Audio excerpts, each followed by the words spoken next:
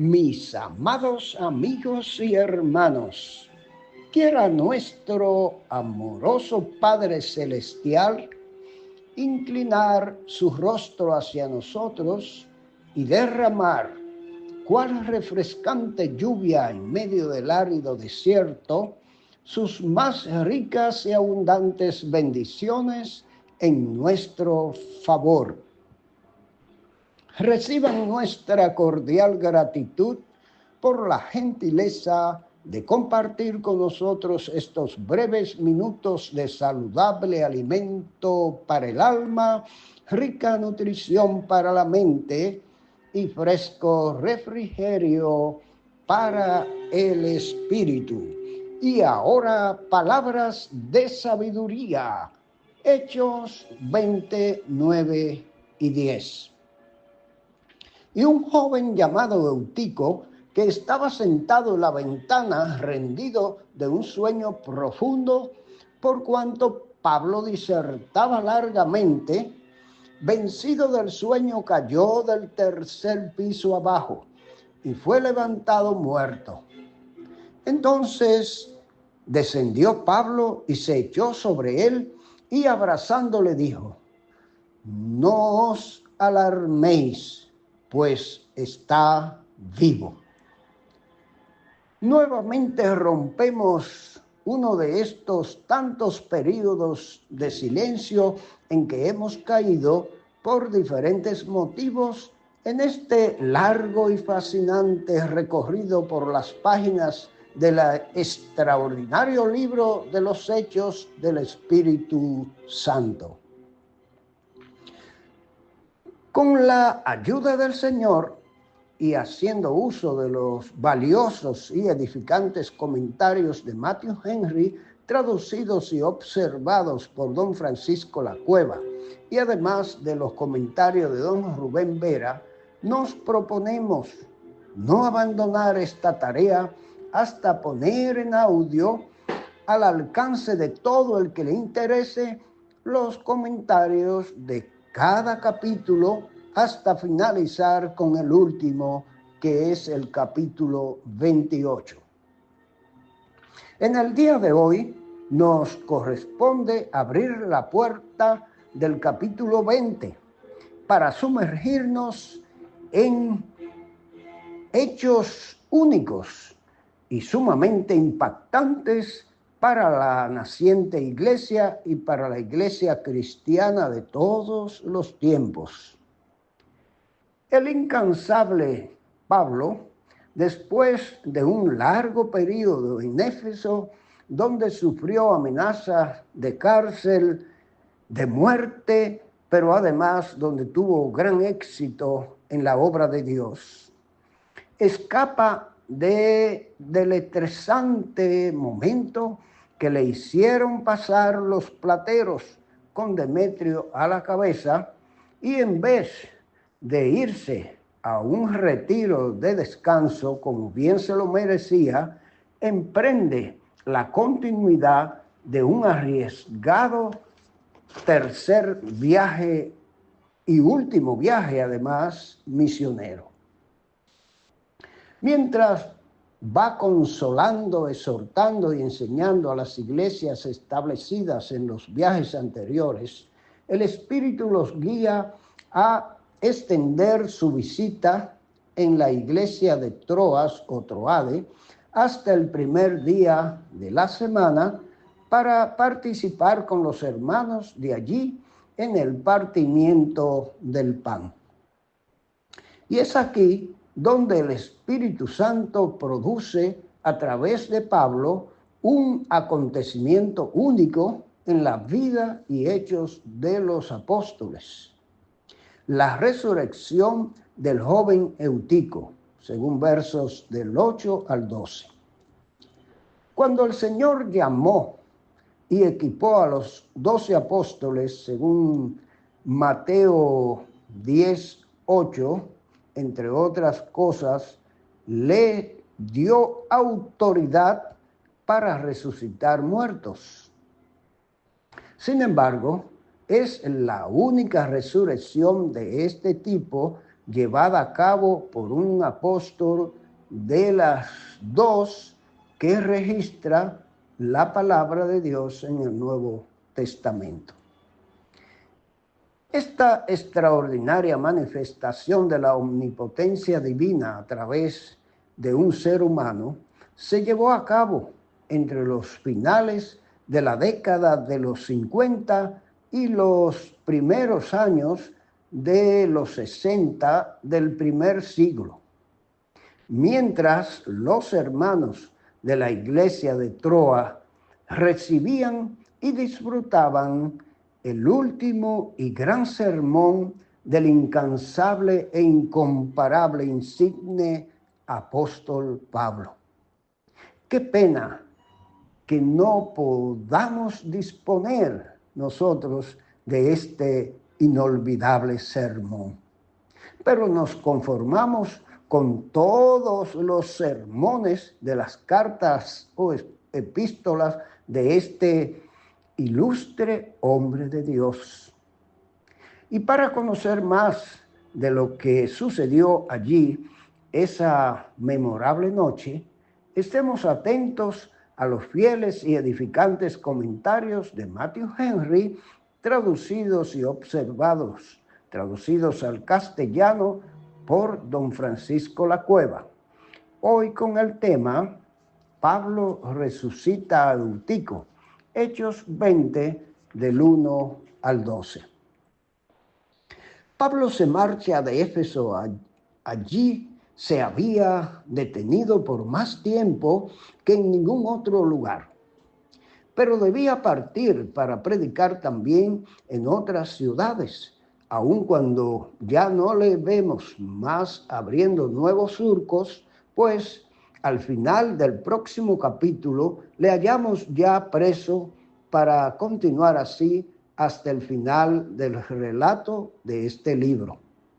Algunos opinan que antes de marcharse de Éfeso escribió la primera carta a los Corintios y que su lucha con las fieras en Éfeso, según narra en 1 Corintios 15:52, se refiere metafóricamente al alboroto que acabamos de estudiar.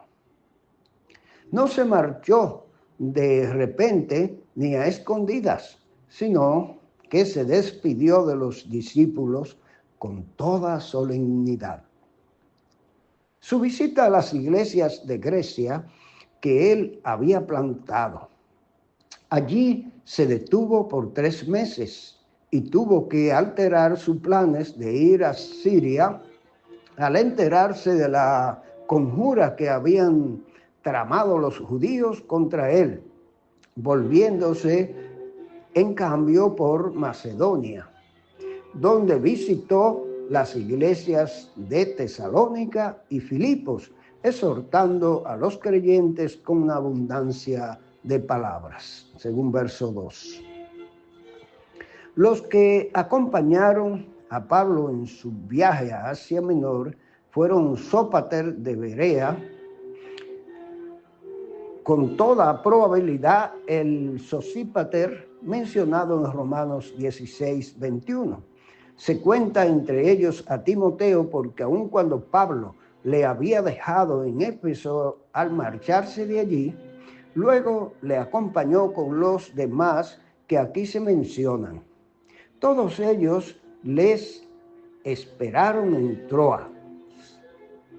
Lucas refiere esto en primera persona de plural, dando así a entender que estaba de nuevo en compañía de Pablo y con él se embarcó desde Filipos, pasados los días de los panes sin levadura, lo que le sirve a Lucas para computar el tiempo, a la vez que él, no judío, da cuenta de cómo Pablo observaba las buenas costumbres judías. 5 días duró el viaje, que antaño había durado pocas horas, por tener el viento en popa. Largo viaje para pasar solo 7 días en Troade o Troas. Pero Pablo tuvo por bien emplearlo emplear el largo viaje en vista de la oportunidad de edificar a los creyentes de allí. Del versículo 7 al 12, aquí tenemos lo que ocurrió en Troade o Troas, el último de los 7 días que pasó Pablo en aquel lugar. Los cristianos del lugar celebraron un culto solemne, incluido el partimiento del pan. Era domingo, el primer día de la semana, como se llama invariablemente a este día en el Nuevo Testamento. No era día del Señor. Se reunieron en el aposento alto de una casa, el cual sería suficientemente amplio de algún hermano pudiente, como dice Trenchard, para dar cabida a todos los que allí estaban. No importa el lugar si adoramos en espíritu y en verdad. Por el testimonio de Justino Mártir, hacia la mitad del siglo II, sabemos que los creyentes celebraban la Cena del Señor todos los domingos. Durante este culto, Pablo predicó un largo sermón de despedida. Por 3 veces menciona Lucas en los versos 7, 9 y 11 la largura del sermón de Pablo. A pesar de la defensa que Trenchard hace de Pablo, en esto parece como si el propio Lucas le hubiese resultado demasiado largo el sermón. En descargo de Pablo está el hecho de que era su sermón de despedida, y aunque tendrían los creyentes de Troas ocasión de oír otros sermones, nunca más volverían a tener tan eximio predicador. Parece ser que la sala estaba abarrotada de gente, pues el joven Eutico, según verso 9, estaba sentado en el antepecho de la ventana abierta y sin cristales. La mención de las muchas lámparas en la pluma del médico Lucas tiene por objeto probablemente darnos a entender que la atmósfera del aposento estaba un tanto viciada por el humo de las antorchas. Esto añadido a la largura del sermón y al probable cansancio del joven tras un día de fatigosa labor, provocó su sueño vencido, del cual cayó del 3er piso abajo y fue levantado muerto. No fue un desvanecimiento, lo certifica un buen médico. No hay por qué ver en este incidente la mano del diablo ni un aviso de Dios, sino más bien para que las obras de Dios se manifestasen en él. Juan 9:3. Pues esto dio ocasión a que el apóstol, verso 10, obrase en él por el poder de Dios el milagro de la resurrección, parecido al que se operó en el Antiguo Testamento, narrado en Primera de Reyes 17, 17 al 24. Con ello, todos los asistentes fueron grandemente consolados. Después del milagro, Pablo celebró la Cena del Señor y continuó hablando hasta el alba.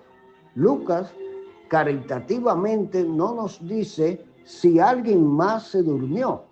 Decía el gran siervo de Dios, Dr. Lloyd Jones, que imponer unos determinados minutos al predicador era ir contra el Espíritu Santo, pero la experiencia propia y ajena me ha enseñado que cuando el predicador se pasa de la raya es porque no ha preparado o calculado bien el corte y la extensión del mensaje y se deja llevar de la verbosidad o del entusiasmo del momento.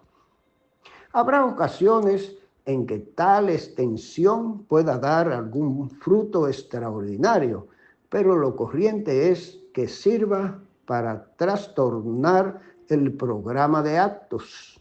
Los más santos no están libres de este defecto.